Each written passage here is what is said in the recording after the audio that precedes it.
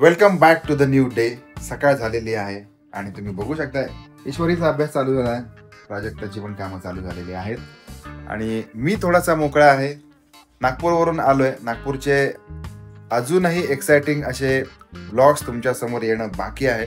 याचं कारण असं आहे की एक तर म्हणजे मध्ये मध्ये जे आहेत ना, आपलं डेली लाईफ पण दाखवायचं असतं आणि तिकडचं तर एकदम एक्साइटिंग होतं, खूपच एक्साइटिंग होतं, सुपर डुपर. आपल्या सगळ्यांचा रिस्पॉन्स ते आपल्या ट्रॅव्हल ब्लॉगसाठी जो आहे त्याच्यासाठी खरंच मनापासून धन्यवाद पुन्हा एकदा.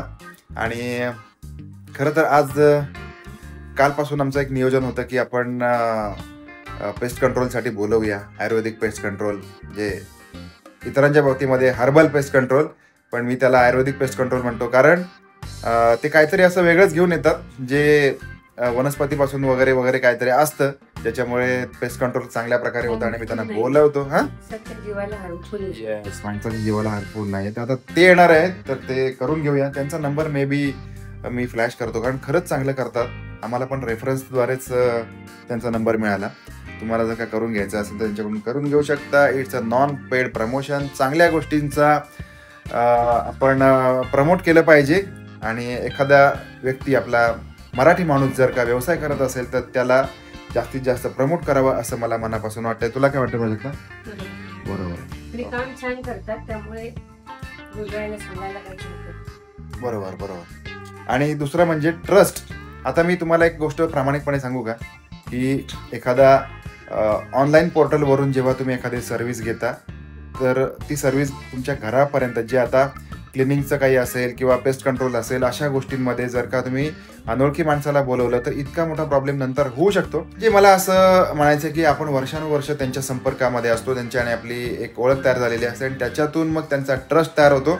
ही गोष्ट जास्त महत्त्वाची आहे, ना की एखाद्या ऑनलाईन पोर्टलवरून तुम्ही जेव्हा बोलवता ते एक दिवसासाठी तुमच्याकडे येतात, तुमची माहिती डाटा त्यांच्याकडे पोचतो. ह्या सगळ्या गोष्टी टाळायच्या असतील तर आपले लोकल वेंडर ज्यांना ओळखतो त्यांच्याकडून करून घ्यावं असं माझं मत आहे. तुमचं काय आहे त्याच्याबद्दल पण कमेंट करा, कारण आपल्या ज्ञानामध्ये अशाच प्रकारे भर पडत असते. प्राजक्ता आता ईश्वरीचा ड्रेस घड्या घालून ठेवते, कारण ही सगळी तयारी आता चालू आहे. कारण ते आल्यानंतर मग सगळं इकडे तिकडे अस्ताव्यस्त होईल. कसं काय काय होईल ते आपण बघूया. जागेवर हलतात येत नाही, त्यांचं काम होईपर्यंत एका जागी गप्पा बसून राहावं लागतं. बरोबर. 10 ते 15 मिनिटाचंच काम असेल, पण पेस्ट कंट्रोल म्हणजे तुम्हाला तर माहिती आहे, सगळा अस्ताव्यस्तपणा वगैरे असतो.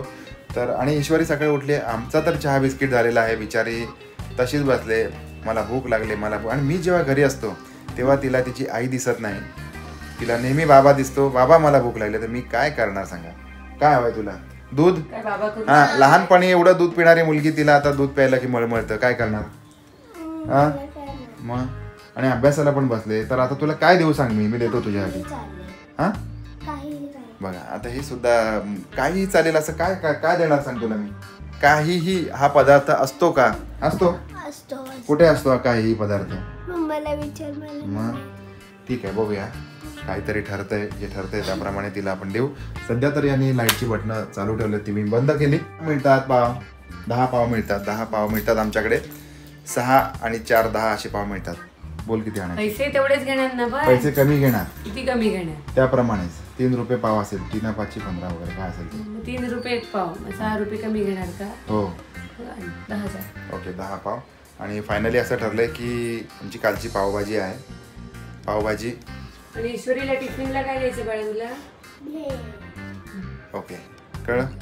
ब्रेड आणि पावभाजी असा जबरदस्त मेनू. मग जाऊ? नाही काय, तू अभ्यास कर. हां, काय लिहिलं? Explain how to. हां, हिला सारखं यायचं असतं माझ्यासोबत. ही जी मुलगी आहे ना, हिला माझ्यासोबत सारखं यायचं असतं आणि मी तिला सारखं नेऊ शकत नाही. अभ्यास कर.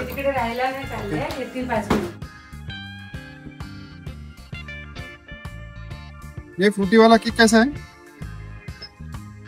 त्याला भूक लागली, त्यानेच सगळं करायचं.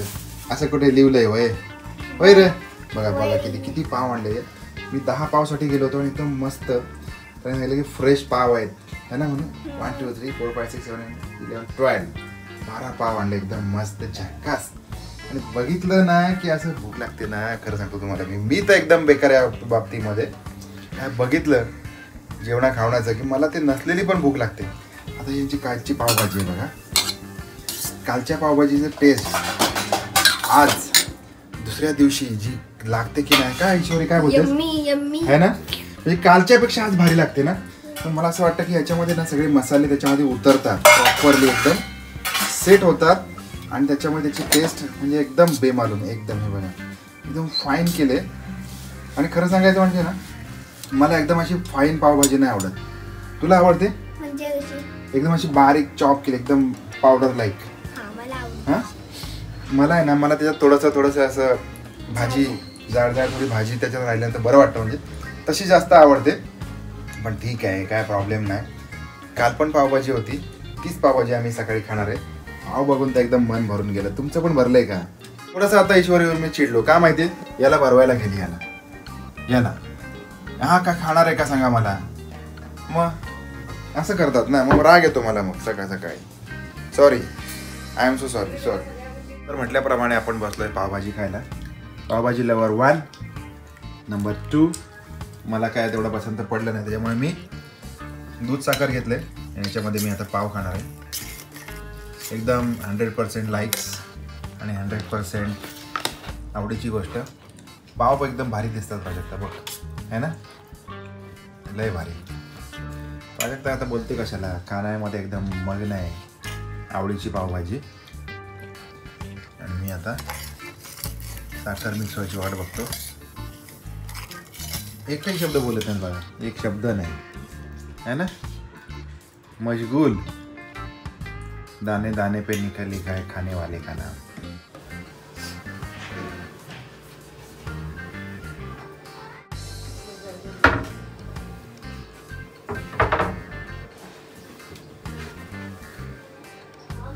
जस्ट पेस्ट कंट्रोलवाला येऊन गेला. मस्त पेस्ट कंट्रोल केला. म्हणजे हर्बल पेस्ट कंट्रोल त्याने सांगितलं की तुम्हाला फक्त जरी त्याचा स्मेल येत असला तरी त्याचा त्रास होणार नाही. पोटोबा करून घेतलेला आहे, आणि ज्या वेळेला काहीच काम नसतं, सगळं काही मोकळं झालेलं असतं, माणसाला काम नसतं, तेव्हा काय करतो माणूस सांगा, काय करतो? तुम्ही काय करता किंवा कोणीही माणूस काय करतो नक्की माहिती आहे. पटकन आपसूक आपला हात जातो मोबाईलकडे आणि आपण काय ना काहीतरी त्याच्यावर बघायला सुरू करतो. ये देखो भाई, ये मम्मी और डॉटर काय खेळताय? कॅरम खेळतोय. काय दुसरं काम नाही तुम्हाला?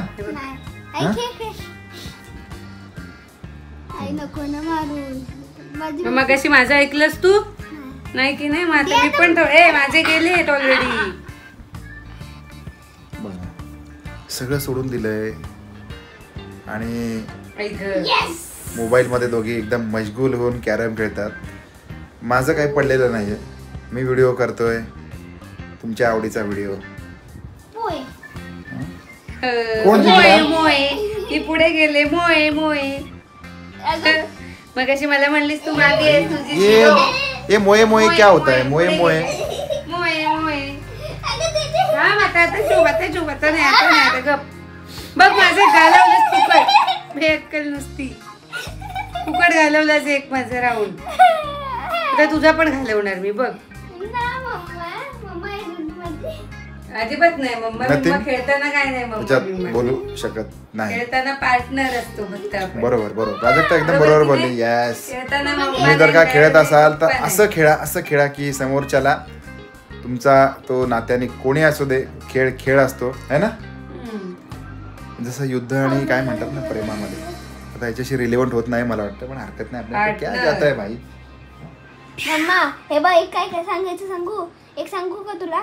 हे या साईडचे असतात ना, त्याला या साईडला मारायचं, या साईडला. ऍक्च्युअली तुम्हाला सांगू का, ईश्वरी आहे ना इंडोर गेम मध्ये खूप हुशार आहे. म्हणजे तिला अगदी तसं म्हणायचं झालं ना तर अगदी पत्त्यांमधलं पण खूप जास्त कळतं. I am so surprise. जंगली रमी, सॉरी माहिती नाही शपथ. काय आलं आता फाऊल जाऊ दे. फाऊलच आता बघ. ठीक आहे बाबा, यांचं तर चालू राहील.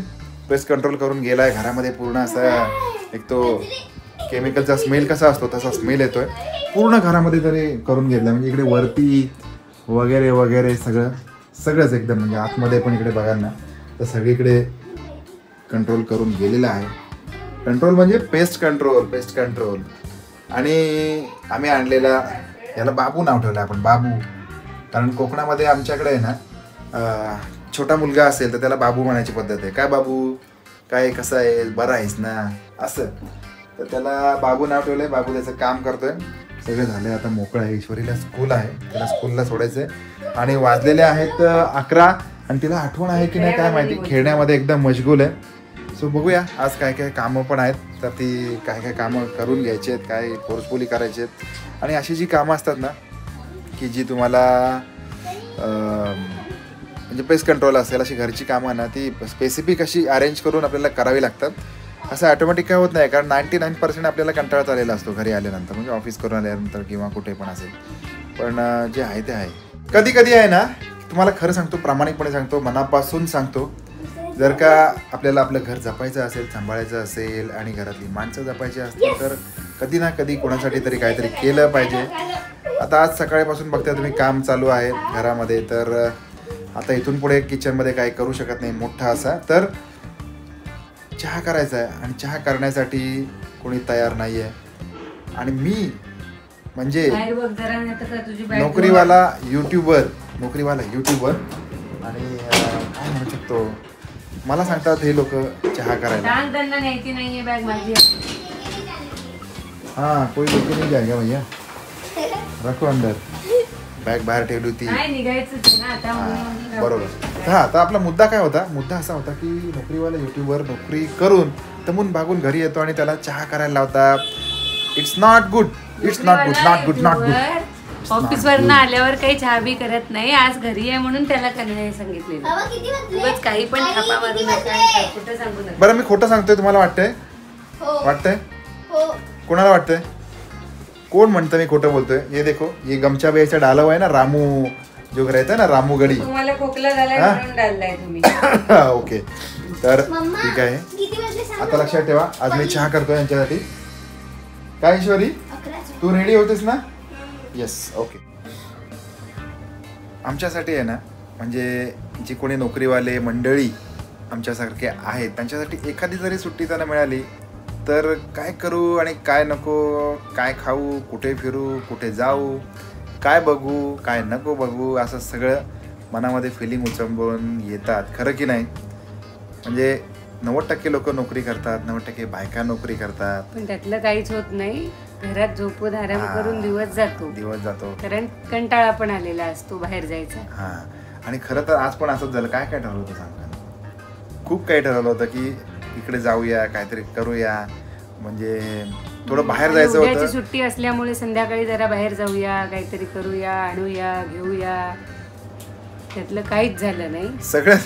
सगळं नियोजन होतं पण त्यातलं काहीच नाही. फक्त काय ते पेस्ट कंट्रोल होतं ते झालं. त्याच्यानंतर मग जो मूड गेला तो डाऊन होत, मग कंटाळा आला. मग ईश्वरी स्कूलवरून आली, त्याच्यानंतर मग तिच्यासोबत थोडासा वेळ घालवला. मग ती बिझी तिच्या मैत्रिणींमध्ये खेळायला.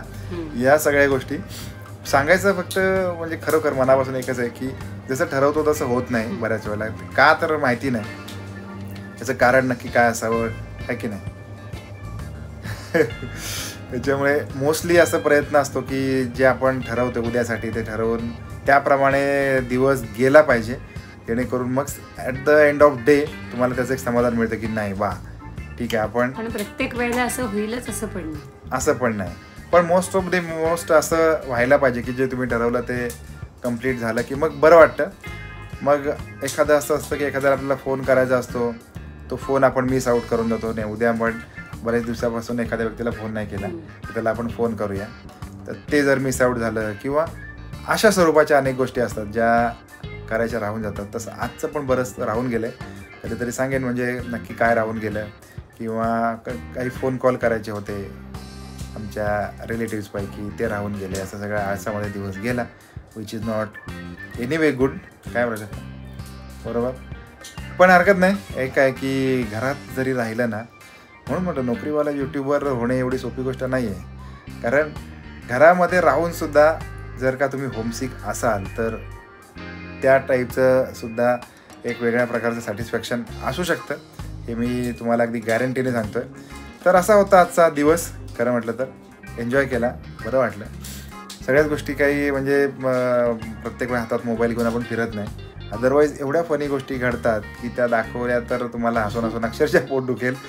कारण आमची ईश्वरी जेव्हा स्कूलवरून येते तेव्हा काहीतरी वेगळाच किस्सा घडलेला असतो, किंवा कधीतरी आमच्यामध्ये काहीतरी एखाद्या गोष्टीमध्ये क्लॅश होतो, तो एखादा किस्सा घडलेला असतो. मग त्याच्यानंतर मग परत बऱ्याच गोष्टी अशा असतात की ज्या म्हणजे खरं तर शेअर करू शकतो. बघूया याच्या पुढच्या काळामध्ये नाविन्यपूर्ण व्हिडिओ तुमच्यासोबत येणार आहेत. त्याचबरोबर दरवेळेला आपण सांगतो की नागपूरचे एक्साइटिंग खरोखर ब्लॉग्स, की आता अक्षरशः असं वाटतं प्राजक्ता की आपण एखाद्या ठिकाणी एक्सप्लोअर करायला जातो, फिरायला जातो, अरे तिथे गेल्यानंतर कळतं की अरे कशासाठी पाहिजे दुबई, कशासाठी पाहिजे अमेरिका, आणि कशासाठी पाहिजे तुम्हाला पॅरिस, आणि जे मॉरिशस. आपला भारत देश, आपला महाराष्ट्र इतका सुंदर आहे, वैविध्यपूर्ण आहे. हां, आणि बघण्यासारखं तर एवढं काही आहे ना की तुम्ही त्याचा विचार करू शकत नाही. काहीच गरज नाही लाखो रुपये घालण्याची आणि या सगळ्या गोष्टी करण्याची. हे आम्हाला मनोमन पटलं. काय का खरोखर मनोमन आधी पूर्ण महाराष्ट्र फिरा, भारत फिरा, आणि मग तुम्ही देशाच्या बाहेर पर्यटनासाठी जा. बरोबर, देशाटनासाठी जा म्हणजे पैसे पॉकेट पण खाली करावं लागतं. हा, पण माणूस जवळचं सोडून लांबचं आधी जातो. बरोबर, तर ते उलट करा. बरोबर, जवळचं पहिलं म्हणजे ते आपलं आहे ना. आसपास आपल्या लोकांना रेव्हेन्यू त्याच्यामुळे येईल, त्यांची मिळकत होईल, त्यांचा इन्कम वाढेल. कारण अक्षरशः तुम्ही बिलीव्ह नाही करणार की 700 रुपयामध्ये आम्ही 10 ते 11 लोक पोटभर दुपारचं जेवण जेवलो होतो. ज्वारीची एका भाकरी, ठिकाणी. एका आणि ठिकाणी त्याच 10-11 माणसांच्या जेवणासाठी एका ठिकाणी 6,000 ते 6,500 रुपये लागले. बरोबर, आणि एका ठिकाणी 600 ते 700 रुपयात जेवलो. बरोबर. हा इतका मोठा फरक असतो, किंवा अशा स्वरूपाचे अनेक अनुभव आपल्याला बाहेर गेल्यामुळे मिळत असतात खरं तर. आता नागपूरच्या ट्रिपबद्दल तर हे सगळे व्हिडिओज अपलोड झाल्यानंतर त्या अनुभवाविषयी आम्ही दोघे पण स्पेशली बोलणार आहोत. आणि ज्यांच्याकडे गेलो होतो त्या आजी पण मोस्टली इन्व्हॉल्व असतील, कारण त्या पण आता बॅक टू त्या ट्रिपमध्ये असलेल्यांपैकी जे जे तिथे अवेलेबल असतील त्यांच्याकडून पण आपण त्यांची काय म्हणतो ती रिॲक्शन किंवा त्यांना कसं वाटलं, काय वाटलं, ते सगळं आपण त्यांनाही विचारूया. आणि या ट्रिपबद्दल बोलायचं होतं की काही अजून काही करू शकलो असतो का, किंवा काही कमी जास्त, ते सगळं पण आपण तुमच्यासोबत नक्की शेअर करू. पण बिफोर दॅट हे सगळे व्हिडिओ अपलोड झाल्यानंतर, कारण खरोखर अगदी जाऊ दे आता म्हणजे एक्सपोजर करून सांगतो तुम्हाला की ताडोबा असेल किंवा अंबोरा ब्रिज असेल, तिथलं बोटिंग असेल, इतके सगळे व्हिडिओ, छान छान व्हिडिओ जे अजूनही अपलोड करायचे बाकी आहेत, ते लवकरात लवकर डे बाय डे अपलोड करतोय, जेणेकरून आपल्याला पुन्हा एकदा डेली रुटीन लाईफ आपलं दाखवता येईल द नोकरीवाला यूट्यूबवर. आणि बस बाकी काही नाही. एन्जॉय केलं आहे, तुम्ही पण एन्जॉय केला असेल हा व्हिडिओ. कमेंट करा.